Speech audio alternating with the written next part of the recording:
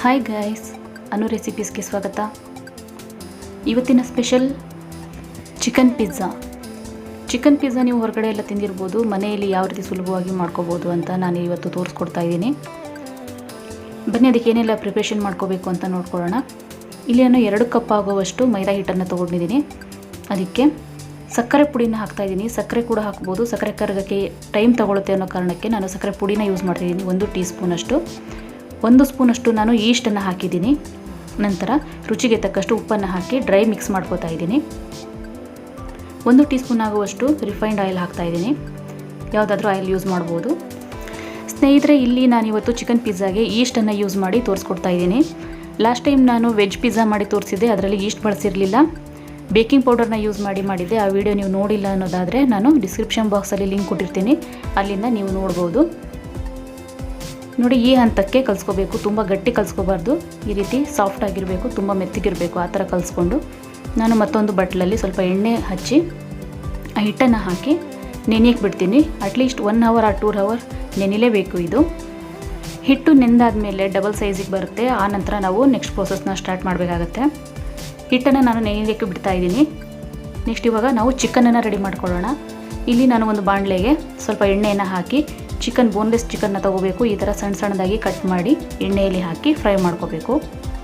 ನೀವು ನನ್ನ ಚಾನಲ್ನ ರೆಗ್ಯುಲರ್ ವ್ಯೂವರ್ಸ್ ಆಗಿದ್ದರೆ ನಿಮಗೆ ಗೊತ್ತಿರುತ್ತೆ, ನಾನು ಯಾವುದೇ ಹೊರಗಡೆ ಸಿಗದೇ ಇರುವಂತಹ ಯಾವುದೇ ಸಾಮಗ್ರಿನ ಬಳಸಿ ಅಡುಗೆ ಮಾಡೋದನ್ನು ತೋರಿಸ್ಕೊಡೋದಿಲ್ಲ. ಮನೆಯಲ್ಲಿ ಈಸಿಯಾಗಿ ನಮಗೆ ಸಿಗುವಂಥ ಅಕ್ಕಪಕ್ಕ ಅಂಗಡಿಗಳಲ್ಲಿ ಸಿಗುವಂಥ ವಸ್ತುಗಳನ್ನು ಬಳಸಿ ನಾನು ನಿಮಗೆ ಅಡುಗೆ ಮಾಡಿ ತೋರಿಸ್ತಾ ಇದ್ದೀನಿ. ಈ ಪಿಜ್ಜಾಗೆ ಬಳಸಿರುವಂಥ ಈಸ್ಟನ್ನು ಕೂಡ ನಾವು ಮನೇಲೇ ಪ್ರಿಪೇರ್ ಮಾಡ್ಕೋಬೋದು. ಅದು ಹೊರಗಡೆ ಸಿಗಲ್ಲ ಅನ್ನೋದಾದರೆ ನೀವು ಮನೇಲೇ ಪ್ರಿಪೇರ್ ಮಾಡ್ಕೋಬೋದು. ಆ ವಿಡಿಯೋನು ಕೂಡ ನಾನು ಡಿಸ್ಕ್ರಿಪ್ಷನ್ ಬಾಕ್ಸಲ್ಲಿ ಲಿಂಕ್ ಕೊಟ್ಟಿರ್ತೀನಿ, ಅಲ್ಲಿಂದ ನೀವು ಚೆಕ್ ಮಾಡ್ಕೊಳ್ಳಿ. ಚಿಕನ್ ಒಂದು 5 ನಿಮಿಷ ಬೆಂದಾದಮೇಲೆ ಇದಕ್ಕೆ ರುಚಿಗೆ ತಕ್ಕಷ್ಟು ಉಪ್ಪು, ಪೆಪ್ಪರ್ ಪೌಡರ್, ಖಾರದ ಪುಡಿ, ಆಚೆ ಖಾರದ ಪುಡಿ ಒಂದು ಅರ್ಧ ಟೀ ಸ್ಪೂನಷ್ಟು, ನಂತರ ಮಿಕ್ಸ್ ಹರ್ಬ್ಸ್ ಅಂತ ಸಿಗುತ್ತೆ ಅಂಗಡಿಗಳಲ್ಲಿ, ಕೇಳಿ ತಗೊಳ್ಳಿ. ಅದು ಈಸಿಯಾಗಿ ಕೂಡ ಸಿಗುತ್ತೆ. ಅದು ಕೂಡ ಮಿಕ್ಸ್ ಹರ್ಬ್ಸ್ 1 ಟೀ ಸ್ಪೂನಷ್ಟು ಹಾಕಿ ನಾನು ಈ ಥರ ಫ್ರೈ ಮಾಡ್ಕೊತಿದ್ದೀನಿ ಚಿಕನ್ನ. ಸ್ನೇಹಿತರೆ, ನಾನು ಕಮ್ಯುನಿಟಿ ಟ್ಯಾಬಲ್ಲಿ ಒಂದು ಪೋಸ್ಟ್ ಹಾಕಿದ್ದೆ, ಯಾವ ರೆಸಿಪಿ ಫಸ್ಟ್ ನೋಡೋಕ್ಕೆ ಇಷ್ಟಪಡ್ತೀರಾ ಅಂತ. ತುಂಬ ಜನ ಕಮೆಂಟ್ ಮಾಡಿದ್ವಿ, ತುಂಬ ಜನ ವೋಟ್ ಕೂಡ ಮಾಡಿದ್ದೀರಾ. ತುಂಬ ಥ್ಯಾಂಕ್ಸ್. ಚಿಕನ್ ಪಿಜ್ಜಾ ಫಸ್ಟ್ ನೋಡಬೇಕು ಅಂತ ಇಷ್ಟಪಟ್ಟಿದ್ದೀರಾ. ಸೊ ನಾನು ಈ ವಿಡಿಯೋನೇ ಫಸ್ಟ್ ಹಾಕ್ತಾಯಿದ್ದೀನಿ. ನೋಡಿ, ಇವಾಗ ಚಿಕನ್ ಬೆಂದಾದಮೇಲೆ ಕೊನೆಗೆ ನಾನು ಸ್ಟವ್ ಆಫ್ ಮಾಡಿಬಿಟ್ಟು 1 ಟೀ ಸ್ಪೂನ್ ಆಗುವಷ್ಟು ಮೊಸರನ್ನ ಹಾಕಿ ಈ ಥರ ಕಲಿಸ್ತಾ ಇದ್ದೀನಿ. ಮೊಸರಾಗೋ ಉದ್ದೇಶ ಏನಂದರೆ ಚಿಕನ್ ಪೀಸಸ್ ಸಾಫ್ಟ್ ಆಗಲಿ ಅಂತ, ಇಲ್ಲಾಂದರೆ ಹಾರ್ಡಾಗಿದ್ಬಿಡುತ್ತೆ. ಹಾರ್ಡಾಗಿದ್ದರೆ ನಮಗೆ ಸರಿ ಹೋಗೋದಿಲ್ಲ, ತಿನ್ನಬೇಕಾದ್ರೆ ಸಾಫ್ಟಾಗಿದ್ದರೆ ಚೆನ್ನಾಗಿರುತ್ತೆ. ನೋಡಿ, ಇವಾಗ ಹಿಟ್ಟನ್ನು ನೀವು ಅಬ್ಸರ್ವ್ ಮಾಡ್ತಿರ್ಬೋದು, ಡಬಲ್ ಸೈಜಿಗೆ ಬಂದಿದೆ, ಉಬ್ಬಿ ಬಂದಿದೆ. ಅದನ್ನು ಮತ್ತೊಂದು ಸರಿ ನಾನು ನಾದ್ಕೊಳ್ತಾ ಇದ್ದೀನಿ.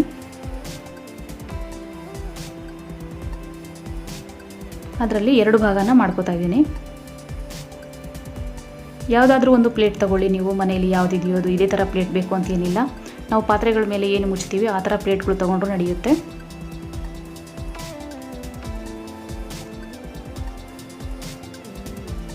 ನಾವು ಮನೇಲೇ ಈ ಥರ ಪಿಜ್ಜಾ ಮಾಡಿ ತಿನ್ನೋದ್ರಿಂದ ಮಕ್ಕಳಿಗೂ ಖುಷಿಯಾಗುತ್ತೆ, ನಮ್ಮ ಮನೇಲಿ ಮಾಡಿದ್ರು ತಿನ್ವಿ ಅಂತ. ಈ ಥರ ಮಾಡಿ ನೀವು ಮನೇಲಿ ಒಂದ್ಸರಿ ನೋಡಿ, ತುಂಬ ಟೇಸ್ಟಿಯಾಗಿ ಕೂಡ ಇರುತ್ತೆ. ಒಂದ್ಸರಿ ಈ ರೆಸಿಪಿನ ಮಾಡಿ ನೋಡಿ, ಹೇಗಾಗಿತ್ತು ಅಂತ ಕಮೆಂಟಲ್ಲಿ ತಿಳಿಸಿ. ನಿಜವಾಗ್ಲೂ ತುಂಬಾ ಇಷ್ಟಪಡ್ತೀರಾ ಮನೇಲಿ. ನಮ್ಮ ಮನೇಲಂತೂ ತುಂಬಾ ಫೇವ್ರೇಟ್ ಆಗಿತ್ತು.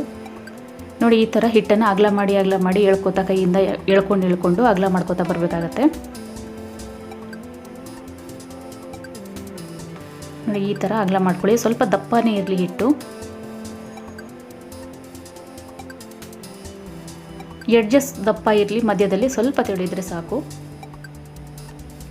ಈ ಥರ ಅಗಲ ಮಾಡಿ ಆದಮೇಲೆ ನಾನು ಇದಕ್ಕೆ ಇವಾಗ ಪಿಜ್ಜಾ ಸಾಸನ್ನು ಅಪ್ಲೈ ಮಾಡ್ಕೋತೀನಿ. ಪಿಜ್ಜಾ ಸಾಸ್ ಎಲ್ಲ ಕಡೆ ಸಿಗುತ್ತೆ, ಸಿಗಲಿಲ್ಲ ಅಂದರೆ tomato sauce, green chilli sauce, red chilli sauce ಇಷ್ಟನ್ನು ಸೇರಿಸಿ, ಮತ್ತು ಮಿಕ್ಸ್ ಹರ್ಬ್ಸ್ ಅಂತ ನಾನೇನು ಫಸ್ಟ್ ತೋರಿಸಿದ್ದೆ ಅದನ್ನು 1 ಸ್ಪೂನ್ ಸೇರಿಸಿ ಈ ಸಾಸ್ ರೆಡಿ ಆಗುತ್ತೆ. ನೋಡಿ, ನಂತರ ಪಿಜ್ಜಾ ಸಾಸ್ ಹಾಕಿ ಆದಮೇಲೆ ನಾನು ತುರಿದಿರುವಂಥ ಚೀಸ್ನ ಹಾಕೋತಾ ಇದ್ದೀನಿ. ಚೀಸ್ ಮನೇಲಿ ಹೇಗೆ ಮಾಡ್ಕೋಬೋದು ಅಂತ ಅದು ವಿಡಿಯೋ ಮಾಡಿದ್ದೀನಿ, ಚೆಕ್ ಮಾಡ್ಕೊಳ್ಳಿ ಡಿಸ್ಕ್ರಿಪ್ಷನ್ ಬಾಕ್ಸಲ್ಲಿ. ನಂತರ 1 ಟೀ ಸ್ಪೂನ್ ಆಗುವಷ್ಟು ಚಿಲ್ಲಿ ಫ್ಲೇಕ್ಸ್ನ ಹಾಕೋತಾ ಇದ್ದೀನಿ. ಚಿಲ್ಲಿ ಫ್ಲೇಕ್ಸ್ ಕೂಡ ನೀವು ಮನೇಲೇ ಮಾಡ್ಕೋಬೋದು. ಒಣಮೆಣಸಿನ್ಕಾಯಿನ ಕಟ್ ಮಾಡಿ ಸಣ್ಣದಾಗಿ ಮಾಡ್ಕೋಬೋದು. ನಂತರ 1 ಸ್ಪೂನಷ್ಟು ಮಿಕ್ಸ್ ಹರ್ಬ್ಸ್ನ ಹಾಕೋತಾ ಇದ್ದೀನಿ. ನಂತರ ನೋಡಿ, ಈ ಥರ ಈರುಳ್ಳಿನ ಉದ್ದುದ್ದಕ್ಕೆ ಹೆಚ್ಚಿಕೊಂಡು ಈ ಥರ ಇಟ್ಕೋತಾ ಬನ್ನಿ. ಆ ನಂತರ ಕ್ಯಾಪ್ಸಿಕಮನ್ನು ಕೂಡ ಈ ಥರ ಕಟ್ ಮಾಡಿ ಮಧ್ಯೆ ಇಟ್ಕೋತಾ ಬನ್ನಿ. ನಂತರ ಫ್ರೈ ಮಾಡಿರುವಂತಹ ಚಿಕನ್ ಪೀಸಸ್ಗಳನ್ನ ಕೂಡ ಈ ಥರ ಇಡಿ. ನಾನಿಲ್ಲಿ ಚಿಕನ್ ಪೀಸಸ್ನ ಜಾಸ್ತಿನೇ ಬಳಸಿದ್ದೀನಿ, ನೋಡ್ತಾ ಇರ್ಬೋದು. ನಂತರ ಉಳಿದಿರುವಂಥ ಈರುಳ್ಳಿ ಎಲ್ಲ ಈ ಥರ ಮೇಲೆ ಹಾಕಿ, ನಂತರ ಉಳಿದಿರುವಂತಹ ಚೀಸ್ ಏನಿದೆ ಅದನ್ನು ಕೂಡ ಮೇಲ್ಗಡೆ ಈ ಥರ ಸ್ಪ್ರೆಡ್ ಮಾಡಿ, ಎಲ್ಲೆಲ್ಲಿ ಸಾಸ್ ಅಪ್ಲೈ ಆಗಿಲ್ಲ ಎಡ್ಜಸ್ಟ್ಗಳಲ್ಲಿ ಅಲ್ಲಿ ನಾವು ಹಾಲನ್ನು ಹಚ್ಕೋಬೇಕಾಗತ್ತೆ. ಹಾಲು ಹಚ್ಚೋದ್ರಿಂದ ಬ್ರೆಡ್ ಏನಿದೆ ಅದು ಹಾರ್ಡ್ ಆಗಿರೋದಿಲ್ಲ, ಸ್ವಲ್ಪ ಸಾಫ್ಟ್ ಆಗಿ ಬರುತ್ತೆ. ಹಾಲನ್ನು ಸ್ಕಿಪ್ ಮಾಡದೆ ಅಪ್ಲೈ ಮಾಡಿ. ನಂತರ ನೋಡಿ, ನಾನೊಂದು ಬಾಣಲೆ ಇಟ್ಕೊಂಡಿದ್ದೀನಿ, ಅದರ ಮೇಲೆ ಒಂದು ಸ್ಟ್ಯಾಂಡನ್ನು ಇಟ್ಟು ಆ ಪ್ಲೇಟನ್ನು ಅದರ ಮೇಲೆ ಇಟ್ಟಿದ್ದೀನಿ. ನಾನು ಅದೇ ಕುಕ್ಕರ್ ಯೂಸ್ ಮಾಡಿಲ್ಲ ಅಥವಾ ಓವನ್ ಇಲ್ಲ, ಏನೂ ಇಲ್ಲ. ನಾವು ಮನೇಲಿ ಈಸಿಯಾಗಿ ಯಾವ ವಸ್ತು ಇದೆ ಅದನ್ನೇ ಉಪಯೋಗಿಸಿ ಮಾಡುವಂತಹ ಒಂದು ರೆಸಿಪಿ ಇದು. ನಾನು ಈಸಿಯಿಂದ ಹೇಳ್ಕೊಟ್ಟಿದ್ದೀನಿ, ನೀವೆಲ್ಲರೂ ಕೂಡ ಸುಲಭವಾಗಿ ಮನೇಲಿ ಮಾಡ್ಕೋಬೋದು. ಒಂದ್ಸರಿ ಈ ರೀತಿ ಕೂಡ ಟ್ರೈ ಮಾಡಿ ನೋಡಿ.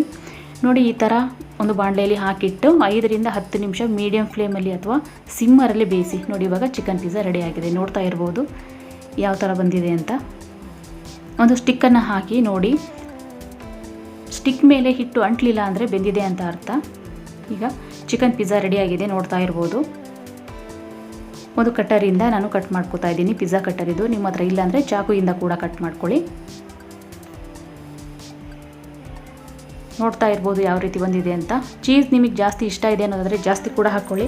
ನಾನು ಚಿಕನ್ ಯೂಸ್ ಮಾಡಿರೋದ್ರಿಂದ ಚೀಸನ್ನು ಕಮ್ಮಿ ಮಾಡಿದ್ದೀನಿ. ಈ ರೆಸಿಪಿ ನಿಮಗೆ ಇಷ್ಟ ಆಗಿದ್ದರೆ ಪ್ಲೀಸ್ ನಿಮ್ಮ ಫ್ಯಾಮಿಲಿ ಫ್ರೆಂಡ್ಸ್ಗೆಲ್ಲ ಶೇರ್ ಮಾಡಿ, ಚಾನಲ್ನ ಸಬ್ಸ್ಕ್ರೈಬ್ ಮಾಡಿ ಅಂತ ಕೇಳ್ಕೊತಾ ಇದ್ದೀನಿ. ಮತ್ತೆ ಮುಂದಿನ ವಿಡಿಯೋದೊಂದಿಗೆ ಸಿಗ್ತೀನಿ. Till then take care, bye. Thanks for watching.